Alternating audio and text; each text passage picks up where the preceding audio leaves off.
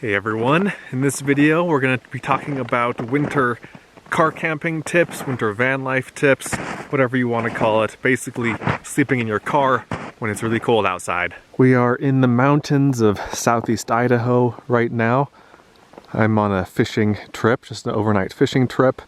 As you can see, it's cold, it's wintry. I just woke up about 10 minutes ago and had a great night's sleep out here. Got down to probably into the 20s, maybe even high teens. I mean, it was pretty cold last night, but I slept great. In my opinion, the main thing you need to keep in mind when it comes to sleeping in your car, in your vehicle, on a budget in winter, is that you need to think about your vehicle less as a house and more of a tent. A lot of people are interested in having heater setups like propane heaters, which are way too powerful for a little vehicle like this, like my RAV4, or heated blankets or something like that, or like little alcohol heaters or candles.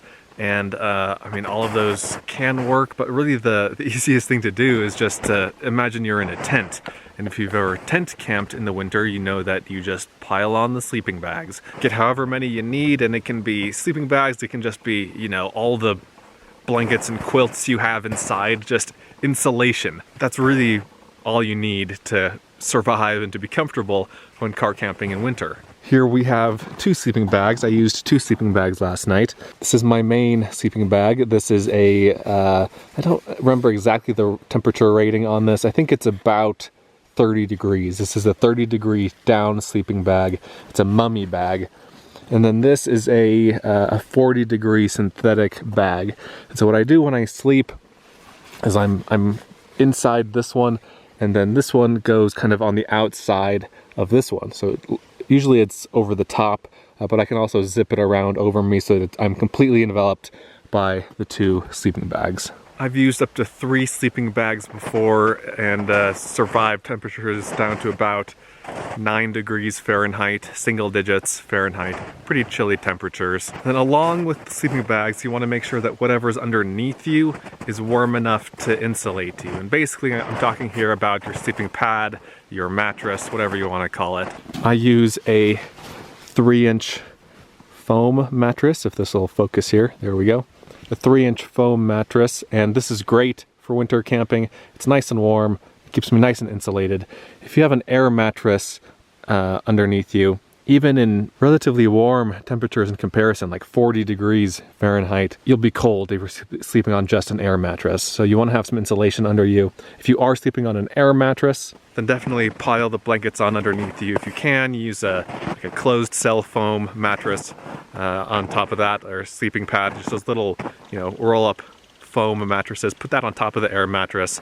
It'll really make a big difference. If you're using a mummy style sleeping bag that fully covers your head, you know, you can cinch down the drawstring around your face and just leave basically a small opening around your face, or even just around your nose, your mouth. I don't do that. Usually what I do is use a balaclava around my head, around my face, and then I pull a buff or another hat down over my eyes and most of my nose and my ears on top of that. So let me show you that. So balaclava is basically a ski mask. This is the one that I use.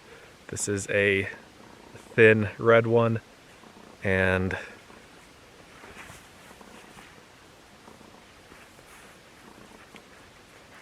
I usually have it like this. It's where it's covering my mouth, and then again that leaves my nose exposed. And then I have a hat. I used this hat last night. And then I cover basically everything except my nostrils. This keeps my face and mouth and neck warm, the balaclava does, and then you know, my ears and eyes are covered and warm from the hat. Works really well. On the truly frigid nights, it helps to run your car a little bit before you get into bed, just to keep the cold, the edge off of the cold. Run the heater for however long you need to really warm up the car and warm up yourself before you dip into the sleeping bag. And you can do that again in the morning, but of course you do want to be careful on that. If it has snowed overnight, it could block the tailpipe, and that could lead to carbon monoxide poisoning if you run the car. Definitely a no-no there. But other than that, I don't run the car overnight while I'm sleeping. I've never needed to, and I don't think it's necessary. And then let's take a look at the window coverings here. These can make a bit of a difference. Right now I'm using Reflectix. This is basically a reflective material on either side of bubble wrap. This is essentially what Reflectix is, and it does insulate a little bit. It's not going to make a huge difference in keeping the warm air in, but it does help a little bit. And then for me, on the middle windows here, I keep these cracked to allow for ventilation, because when you camp in winter, condensation is a big issue on the inside windows of your car. You can see that. I think you can still see that on the inside of this one. Yeah. Still some frost in there on the inside. Is that the inside? Yeah. Some of it is on the outside and some is on the inside. And cracking your windows a little bit definitely helps with the condensation. Obviously didn't solve the problem for me last night, but it's better than it would have been otherwise. I also run a little fan, even in winter, in my car to circulate the air. I found that does help with the ventilation a little bit. And I forgot to mention that you can buy Reflectix just from the hardware store. I bought this at Home Depot in a roll and then cut it to fit my windows. In the front, I don't have Reflectix. I have just a regular windshield sun shield thing. I think Reflectix probably would be a little bit warmer, but I honestly don't think I would notice any difference. One thing that would make a difference though, that I do not have, that I would like to get, is I don't know what it's called. Is it called like the frost shield? Something like that, but it's basically a cover that goes on the outside of your windshield. You put it there at night, and in the morning, you take it off, and it's that shield that has all of the frost on it, instead of the car windshield itself, which makes life a lot easier. Instead of having to scrape the windshield, you just take the frost shield thing off. We've actually gotten one of those for my wife, for her car, and it works really well. I need to get one for my car, especially for winter camping. We got hers for like $17 or $18 at Costco, and you can probably get them on Amazon. I'll put links to that in the description. So as far as sleeping in your car goes, that's basically it. It's not rocket science. Just have enough insulation around you and you'll survive. You'll be fine. But there are some other things to keep in mind when winter camping. The first is that it's harder to find campsites. It's much harder to find campsites. The reason for that being that in the mountains, at least, there's a lot of snow. Luckily, we're still early enough in the season here for me that there's a few inches of snow on the ground. Not a huge deal, but you know, in the middle of winter, this canyon here that I'm camped in, I wouldn't be able to get up here without a snowmobile. And so a lot of national forest roads will be closed in the winter. They're not plowed. If they are plowed, usually the way I find campsites is by driving on those main roads and then looking for side roads that lead off to campsites. But even if the main road in the national forest is plowed, those side roads won't be. So unless you're far enough south that there is no snow, or if you're in the desert, you know, you're gonna have a hard time finding a campsite. One spot where you can camp is snowmobile parking. So in the mountains, you know, people drive up, they park, they get their snowmobiles out, and then they head out from there on their snowmobiles to explore the surrounding mountains. Those parking areas usually are plowed, and even if they're not plowed, usually they're well used enough to where you can drive your car there and not get stuck. And even if there isn't a whole lot of snow on the ground, like right now, even if there's just a few inches, you know, depending on what vehicle you have, you can get stuck in just a few inches of snow. So here at this campsite, I'm kind of at a turnaround. And I pulled off of the turnaround area, just off of it, into the snow to park, and I made sure that the snow was not very deep and that it was crunchy enough for me to drive on and to be able to get out of. And that kind of leads me to my next point, is that you want to make sure you have emergency gear with you to get yourself out of a situation where you might be stuck or other emergency situations. You need a shovel of some kind. Let me show you the little shovel that I have. It's not a great shovel for this purpose, but it does work. It's just basically one of these little mini shovels. I think this is like $5 or $8 at Harbor Freight. So I can clear the snow away from my tires, or sand or mud or whatever I need to. But in this case, we're talking about snow. I can clear that away with the shovel. And then it's also not a bad idea to have some sort of traction mats of some kind. So these are the ones that I have. Admittedly, these aren't great. These were like $20 on Amazon.